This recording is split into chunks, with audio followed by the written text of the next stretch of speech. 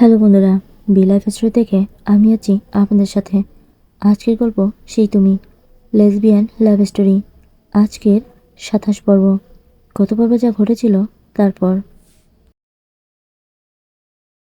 আখি মুচকি হাসে, একটু লজ্জা পায়।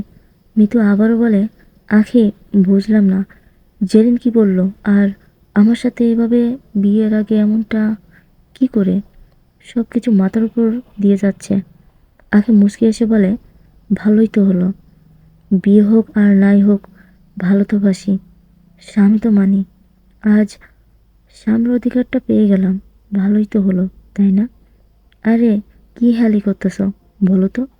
আখি বলে, এখন শুনতে হবে না, ফ্রেশ হয়ে নিন, আমিও গোসল সেরে আসি। আখি বিছানা থেকে উঠে যাবে, তখনই মিতুর আখির হাত টেনে ধরে এক টানে মিতুর বুকে নেয়, জড়িয়ে ধরে বলে, না, আমাকে না বলে কোথাও যেতে পারবে না। আগে বলো, এসবের মানে কি? ছাড়েন না, পরে বলবো। এখন এসব বলতে গেলে কেউ এই অবস্থা দেখলে ঝামেলা হয়ে যাবে। না, তবুও ছাড়বো না, বলে যাও। ঠিক আছে, আপনার কি হয়েছিল বলেন তো? পাগলামানি কেন করতেছিলেন?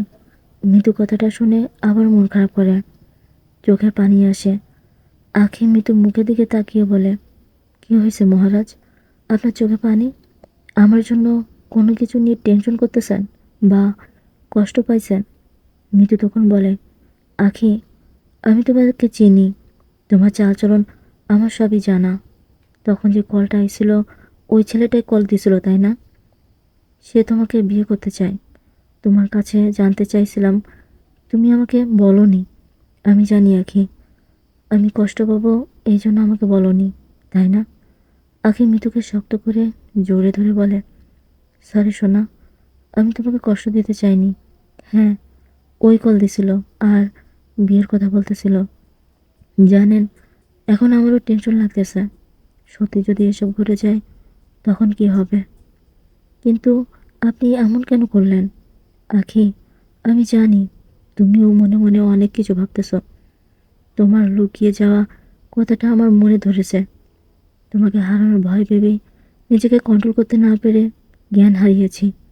হ্যাঁ, আমি আর জেরিন আপনার চিৎকার শুনে দৌড়ে এলাম, তারপর তো বেহুশ হয়ে গেলেন। আপনার পুরো বডি ঠান্ডা হয়ে গেছিল। অনেক চেষ্টা করছি গরম করার, কিন্তু হয়নি। জেরিন আমাকে বলল, আমরা তো দুজনকে ভালোবাসি, আপনাকে স্বামী মানি, তাই আপনার সাথে মিলন করলে আপনি ঠিক হয়ে যাবেন। তাই আপনার সাথে ভাষণটা সেরেই ফেললাম। আগে লজ্জা পাইতেছে। মৃদু মুচকি হাসে। আগে লজ্জা মাখা মুখের দিকে তাকিয়ে বলে, ইস, আমার বউটা লজ্জা পেলে দারুণ লাগে তো। কোথায় ছিল এত লজ্জা? এর ভেতর জেরিন আবারও আকিকে ডেকে বলে, আন্টি আসতেছে, তাড়াতাড়ি রেডি হ। আকি তাড়াহুড়া করে সব ঠিকঠাক করে ওয়াশরুমে চলে যায় ফ্রেশ হতে। এদিকে জেরিন রুমে এসে মৃত্যুর দিকে অপলক চোখে তাকিয়ে থাকে। জেরিনের চোখে পানি, বুকে কষ্ট নিয়ে মৃদুকে বলে, আপনি ঠিক আছেন তো? মৃদু বলে, হ্যাঁ ঠিক আছি। আচ্ছা, পাশের রুমে ওয়াশরুমে গিয়ে ফ্রেশ হয়ে আসেন, কেউ দেখলে সন্দেহ করবে। খালা আসবে বলছে, তাড়াতাড়ি যান, আমি বিছানা ঠিক করে দিতেছি। জেরিন এমন ব্যবহার দেখে মৃদুরও কষ্ট লাগতেছে। মনে মনে ভাবতে থাকে, মেয়েটা কষ্ট পাইতেছে, কিন্তু কি করব? আমি তো আগেকে ভালোবাসি। হে আল্লাহ, জেরিনের মনের দুঃখ কষ্ট সব দূর করে দাও।